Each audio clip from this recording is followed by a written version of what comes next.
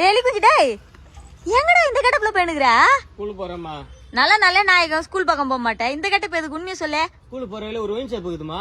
எப்ப பாரு 2 பேரு 4 பேரு 3 பேரு உட்காந்து குடிச்சு நிக்கிறானுங்கம்மா. குடிச்சாலும் பரவாயில்ல. குடிச்சு பாட்டில் அப்படியே உடச்சு போட்டு போறானுங்க. போற கையில கால ஃபுல்லா குத்துது.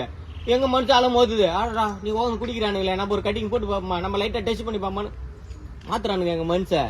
அதான் இன்னைக்கு எல்லாரும் அடிச்சு மாச்சி மட்டா கிட்டா இல்ல மண்டைக்கெல்லாம் உடச்சு விட்டு வந்தலான்னு கிளம்பிட்டேன். ஏண்டா நாயத்தை தட்டி கேட்க போறேன்னு முடிவு பண்ணிட்டேன். அழகா ஒரு பேண்ட் செட்ல போக வேண்டியதானே. பொம்பளை கட்டப்புல போய் தான் திருத்தணுமாண்ணா. அப்படி 2-3 நாள் போனேன். பாத்துல கூலி பண்ணுமா கட்டிங் பண்ணுமான்னு கேட்டானுங்க. கம்முன்னு உட்காந்து குடிச்சு அவங்களாவே கம்முன்னு படுக்க வேண்டியதாகுது. அதான் இன்னைக்கு லேடிஸ் கட்டப்புல போயிட்டேன். என்னை எவனும் ஆட்ட முடியாது, அசிக்க முடியாது. பாரதேசி நாய். என்னாச்சு?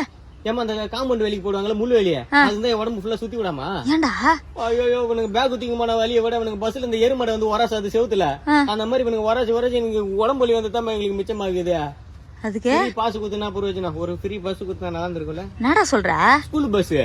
ஐயே ஆனா டெக்னாலஜி வளர அதுவும் அப்படியே எக்ஸிக்யூட் பண்றாங்கடா. டெக்னாலஜி கருமாந்திர வளருது. 4 செவத்துக்குள்ள நடக்கிற கண்ட கருமாந்தெல்லாம் 4-5 செல்லுல தேருது.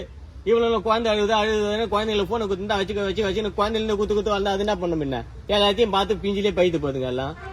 என்னத்த சொல்றதுப்பா, எல்லாம் போலீஸ் பாத்துப்பாங்கடா. வாடா நீ. போலீஸ் பாத்துப்பாங்க.